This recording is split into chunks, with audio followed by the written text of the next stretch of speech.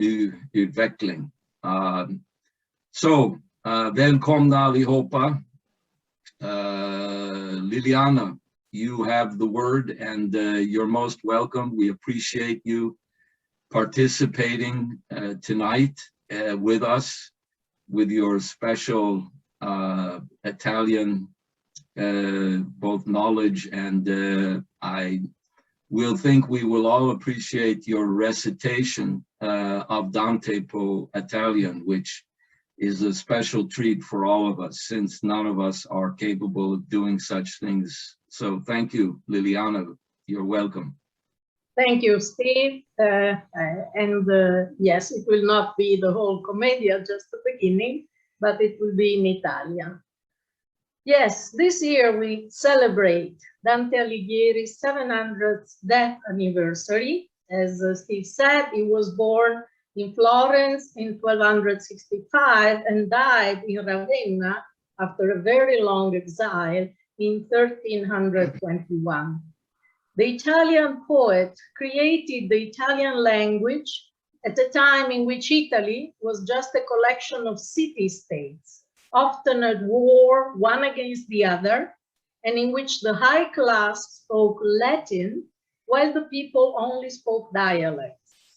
As Larouche often emphasized, the national language is profoundly connected to the nation state, and Dante consciously created the Italian language in order to free Italy from the oligarchy, which dominated at that time, and create a sovereign nation state.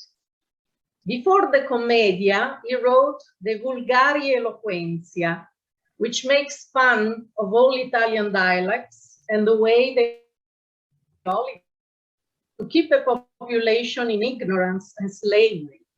With his De Monarchia, he outlined a project to have a nation state based on the common good, and he called on Emperor Arrigo VIII, Henry VIII of Germany, to free Italy from the city-states and the wars. He was therefore a leader of the Ghibelline faction as opposed to the Guelph faction loyal to Pope Boniface VIII, a corrupt pope who finally exiled Dante for his important political role, and he never could go back to Florence, his birth town. He wrote the Commedia during his exile years between 1307 and his death in 1321 in Ravenna, where he is buried. His Commedia, or Divine Comedy, is not only a masterwork in poetry, but also a treatise in history, religion, statecraft, economics, and science. As Boccaccio reported in his Vita di Dante, Dante's Life, after it was published, it immediately became very popular among the population, which used to read it, recite it, and discuss it in churches or in the piazza, something which still to this day was kept as a tradition by a number of classical actors, such as Vittorio Gassman, the best, or Roberto Benigni, with their Lectura Dantis, recitation and explanation of Dante's Commedia. As for Giuseppe Verdi and his operas, Dante became a national hero as a poet and as a political leader. Many verses from the Commedia are to this day commonly used in daily language, such as Non ti curar di lor, ma guarda e passa, the popular version of Non ragioniam di lor, ma guarda e passa. Let us not speak of them, but look on and pass. Or, fatti non foste a viver come bruti, ma perseguir virtute e conoscenza. What Ulysses tells his men, you were not made to live as brutes, but to follow virtue and knowledge. But Dante is not only dear to the Italian nation, particularly in the last year of suffering because of the COVID pandemic. He is an example of what Helga Z. Larouche often calls a dialogue of cultures. In his Commedia, he puts in his limbo the most important Arab scientist Avicenna, Ibn Sina, next to Plato and Socrates, among those philosophers who could not be in paradise because they were not Christian, but they were just and a reference point for the poet. He quotes Avicenna also in his Convivio, where he gives a quite accurate description of the Milky Way. In 1919, Spanish Arabist Don Miguel de Palacios published a study, La Escatología Musulmana en la Divina Comedia, in which he compares Dante's voyage in the afterlife to important works of the Arab Renaissance, including Avicenna, in which hell is described in a similar way, a funnel-shaped chasm built on concentric spheres, 7 in Islam, 9 in Dante, plus the limbo. In quoting Avicenna, Dante passed on the beacon of the Arab Renaissance based on ancient Greek and Indian scholars, making thus the Golden Renaissance possible. And today it is important to relive his voyage from hell to paradise in order to make a new Renaissance possible based on poetry and science.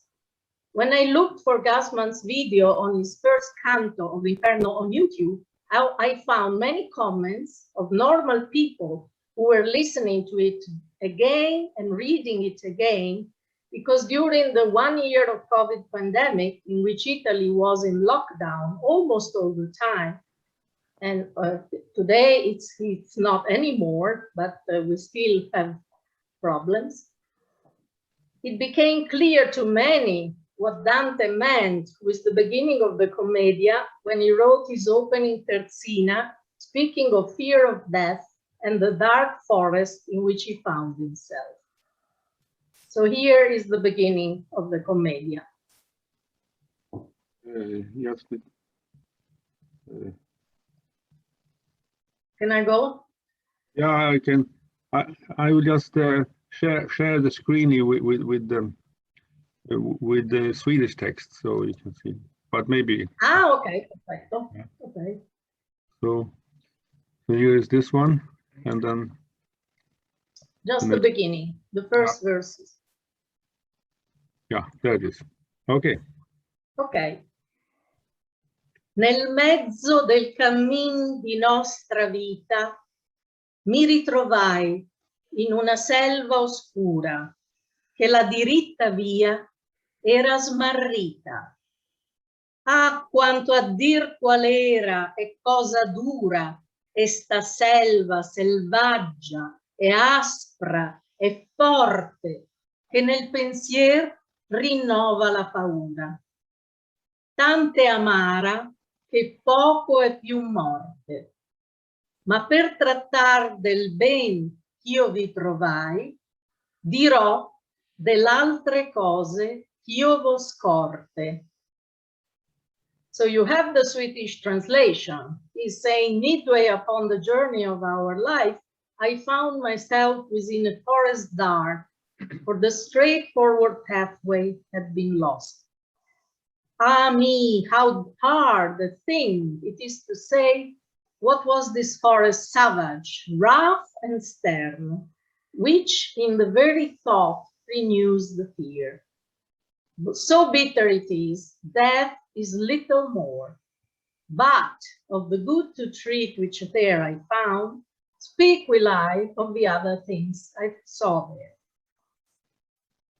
These are the beginning terzinas of Dante's Commedia, where you can hear already the power and musicality of his poetic language and the use of onomatopoeic sounds, which means sounds which give the idea of the concept or feeling he is transmitting. In this case, fear, emphasized by the many rolled R's of esta selva selvaggia e aspra e forte, che nel pensier rinnova la paura. Tante amara, che poco è più morte. You hear so many R's. paura, morte, amara, are fear, death, bitter. So these are words which in their sound, the musical sound, give the idea of fear and death. Dante is in the midway of his life. The poet was 35 and exiled, and is terrified and does not know how to come out of this dusk forest. Fortunately, he meets Virgil, which he calls il sommo poeta, the supreme poet, but also duca e maestro, guide and maestro, and who will guide him in this difficult voyage through hell and purgatory, while his guide in paradise will be Beatrice, the angel-like woman of the Dolce Stil Novo, which is a poetic style in which the woman is the perfect creature. Beatrice appears already in the second canto when Dante starts to doubt about his ability to face this voyage. He says, I'm not St. Paul or Aeneas. St. Paul speaks of his voyage to paradise in the second letter to the Corinthians, while Virgil's hero Aeneas visited the Ade, the kingdom of the dead, in his Aeneid. 3 women help Dante to overcome his fears and doubts. Beatrice is the first. She appears in this canto, the second one, and tells him, Io son Beatrice che ti faccio andare. Beatrice am I, who do bid thee go. The second one is the Madonna, who asks Beatrice to intercede by Saint Lucia for Dante.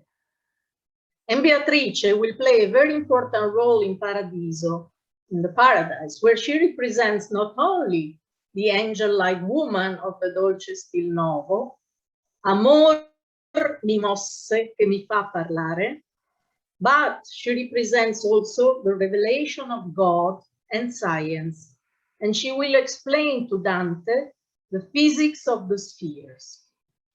In Inferno, Dante meets many sinners of his time, including Pope Boniface, who exiled him and was still alive when he wrote the Commedia, or Count Ugolino, who was sent to jail with his children by another corrupt member of church and had to watch his children starve in jail, an episode which Goethe called one of the highest in poetry and tragedy. But maybe the most revealing canto for Dante's conception of economic justice is Canto 17, in which he meets usurers who, together with sodomites, are publicly punished for their sins against nature and labor. In Italian, natura ed arte. But here arte, is not meant as an artistic production, but simply as labor, as work, as opposed to what Dante calls subiti guadagni, rushed gains, a concept in which many Dante scholars see a very strong critique of Dante against not only usurers, but also speculators. This was the time when great merchant bank houses started to make quick money from money, as opposed to labor. In this canto, Dante continues his indictment of the Florentine nobility and oligarchy from the previous canto. Usurers are punished in boiling sand and covered by flames which burn them. And in this circle, Dante and Virgil meet Gerion, one of the many demons of Inferno, who represents fraud, quella sozza immagine di frode, that filthy effigy of fraud. Usurers have a money bag with the family crest hanging from their neck, and this is how he recognizes them. If he wrote the Commedia today, we should find in the circle people like Mark Carney, George Soros, Klaus Schwab, or Mario Draghi, and all the representatives of the Great Reset, all burnt by fire in eternity. For those of you who will be able to read the whole Divine Comedy, You will find a big difference also in the music among hell, purgatory, and paradise. In hell, there is no music, only shouts and horrible dodecaphonic noises. In purgatory, you have music, particularly choral singing, because the discipline necessary for choral singing is part of the purification process. The souls find peace and harmony by singing together. And in paradise, the music becomes even more beautiful and polyphonic. It is the harmony of the heavenly spheres. Dante's ascent to paradise starts a few days after Easter Sunday. Dante and Beatrice are lifted skyward by a kind of heavenly gravity, and they visit the non-heavenly spheres, Moon, Mercury, Venus, the Sun, Mars, Jupiter, Saturn, the fixed stars, and finally the primum mobile, the prime cause of motion, which is God himself. During their ascent, they discuss questions of religion, including the role of providence, which works through indirect means, but also individual souls, directing people in various ways. But they also discuss questions of science, with Beatrice explaining, for example, the physics of the spheres and the 9 hierarchies of angelic powers. Dante can withstand brief glances at the blazing sun, the light of heaven representing God, and ends the last canto Paradiso of his Commedia with these beautiful words: L'amor che muove il sole e l'altre stelle, the love which moves the sun and the other stars. And as in Beethoven or Mozart, in which the theme of the beginning comes back, we are reminded of the end of Inferno, e quindi uscimmo a riveder le stelle. And finally, we came out to see the stars again. Thanks to Dante and his poetry, we understand that we shall come out of hell. We shall come out of the pandemic, of the economic and social crisis, if we look up to the stars. Thank you. Thank you so much, Liliana, for your presentation and discussion and insights into Dante.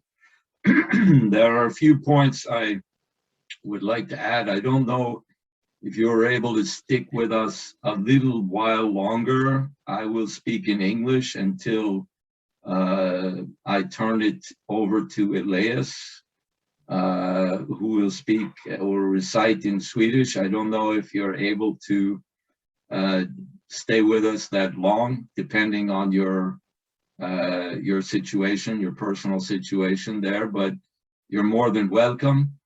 I wanted to read a very short, which I think fits in this discussion about Dante, and then I will say a few words in addition to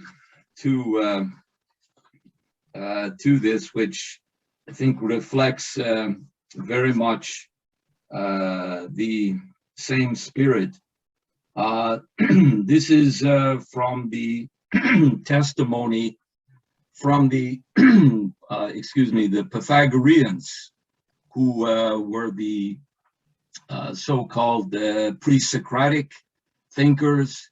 And in this short point that I will read, it's a quote from Plato, in which he is in which Socrates is speaking. And I think this is very relevant in terms of everything Liliana said. And I will just read it. It's very short.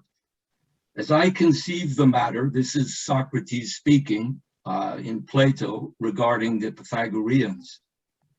As I conceive the matter, our eyes are designed to look up at the stars.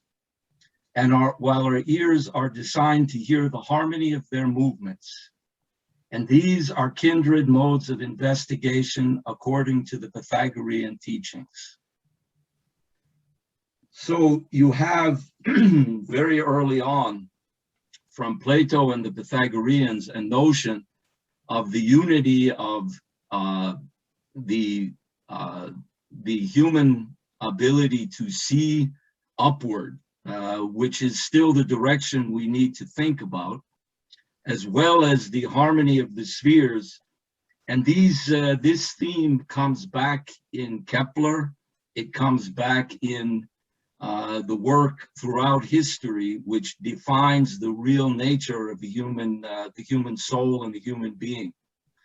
And I can say that Dante was, for me, a great friend in my early years, where I had actually been attempting to study psychology at the university, and found only what might well be described as the inferno by hearing the descriptions of neuroses and psychoses, but that's where you ended up. And I said, this couldn't be the basis of human psychology, but I had no access to where I could find a solution until I managed to meet Dante in a bookstore, where I somewhat accidentally picked out his work for poetry, and that led me to the solution that I personally was looking for. But I will just say that Dante was much more than just a great Italian poet. Dante was one, if not among the greatest philosophical and especially psychological thinkers.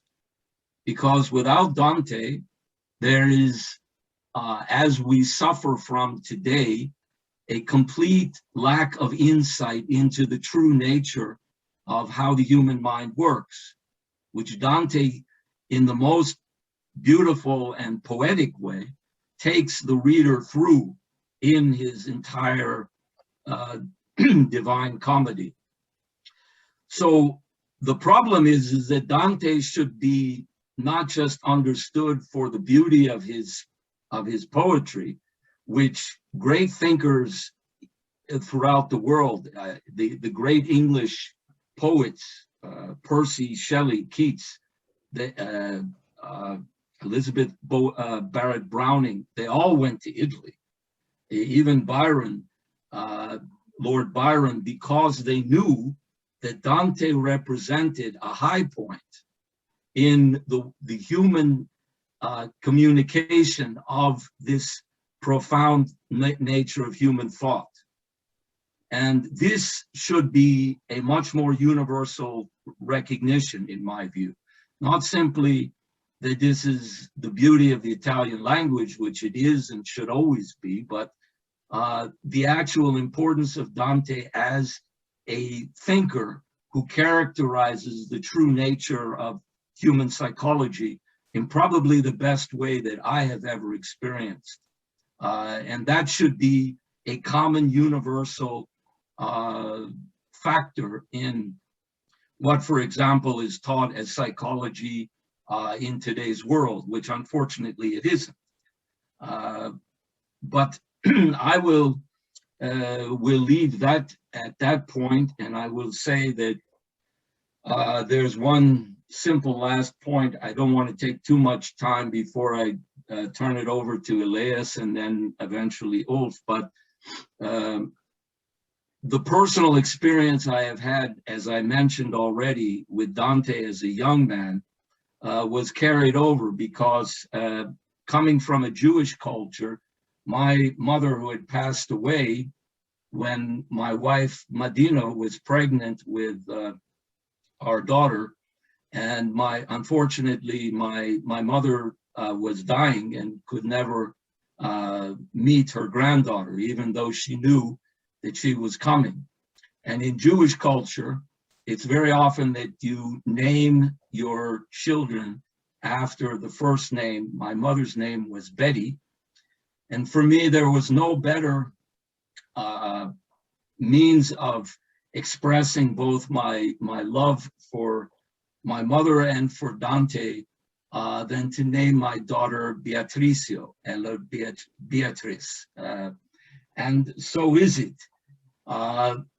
There is, as Liliana said, a passage in the very beginning of the Paradiso, which I won't read now. It's I think possible that I could come back to it if people would like.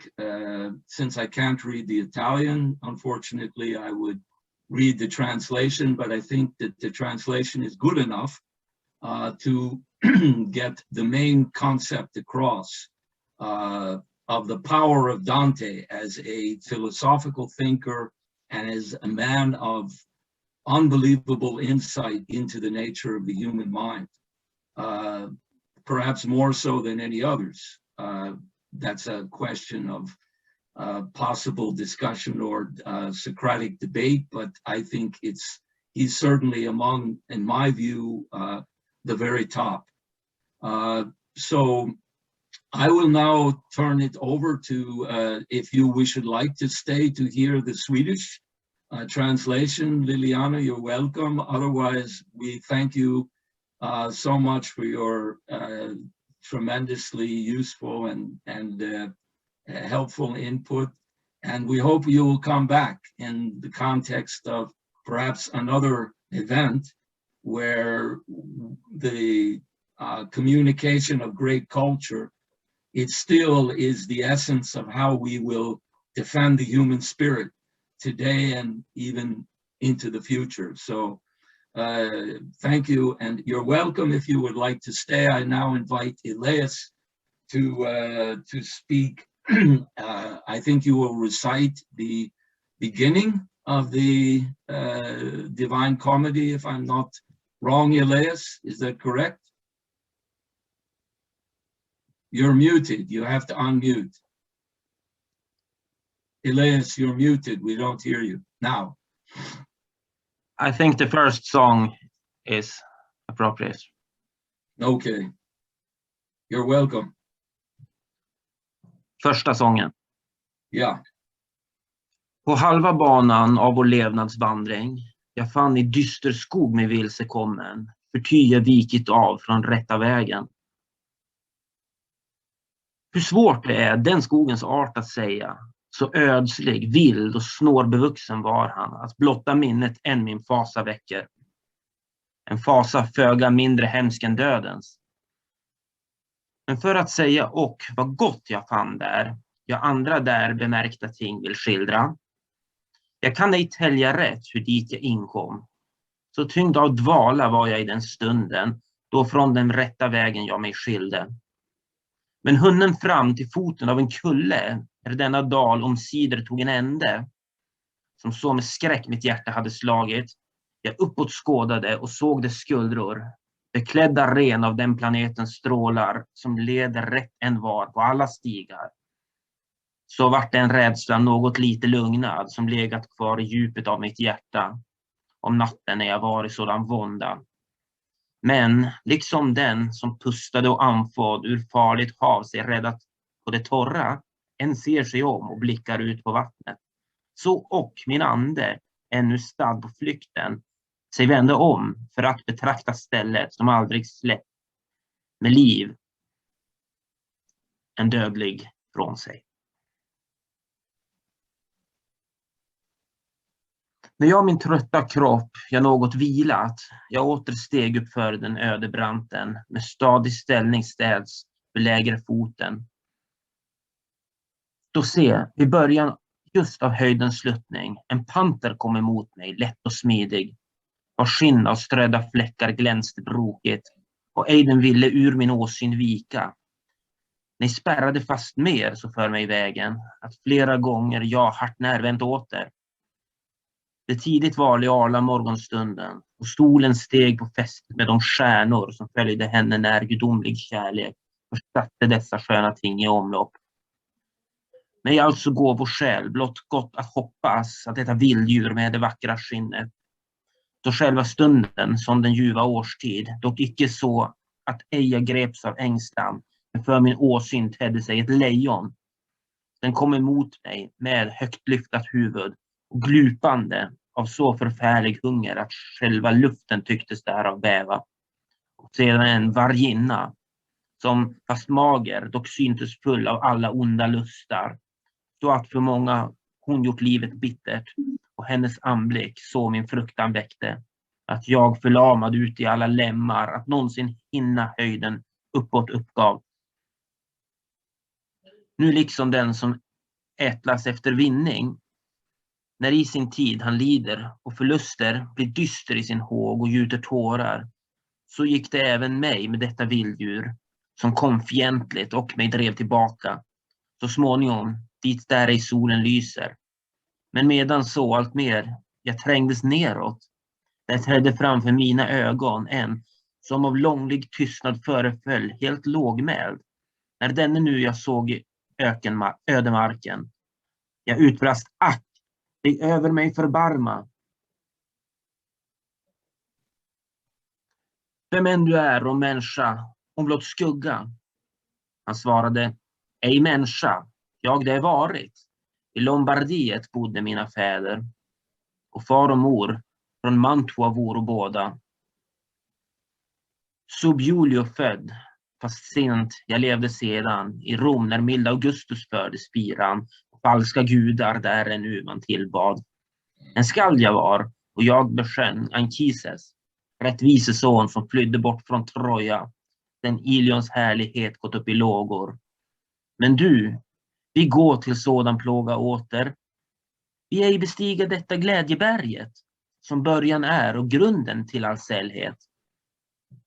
Så är du då Vergilius, denna källa, där ordets flöde väller fram så rikligt, svarade med blygsel på min panna. Och du, de andra skalders ljus och ära, tillräkna nu mig all den fliten kärlek varmed jag länge i din dikt har forskat. Du är min lärare, mitt föredöme, den enda ifrån vilken jag har hämtat det sköna språk som mig förvärvat heder. Du ser det vilddjur för vars skull jag vände. Befria mig från det berömde vise. I allt mitt blod det bringar starkt i svallning. Det höves bäst en annan kosa taga. Han gav till svar när han mig såg i tårar. Om du från denna vildmark vill dig rädda, till djuret för vars skull på hjälp du ropar, ej låter någon komma fram den vägen. Men hindrar honom tills det honom dödar. Så ondskefullt ett kynne är och elakt, att aldrig det sin lyssnad fullt får mättad. Men när det frossat mer än förr är hungrigt. Det parar sig med många djur och skall sig med flera para än. Till slutligt kommer en vindhund som en kvalfull död giver. Han skall av gods och guld sig icke nära. Men utav vishet, utav dygd och kärlek. Och föda skallan mellan tvenne fältro. Han frälsa skall Italien det arma. För vilket mön Camilla, Turnus, Nisus, Evryalus i strider är lät och livet. Han detta djur från stad till stad ska jaga. Tills han det kört till helvete tillbaka, varur den första avunden det lössläppt.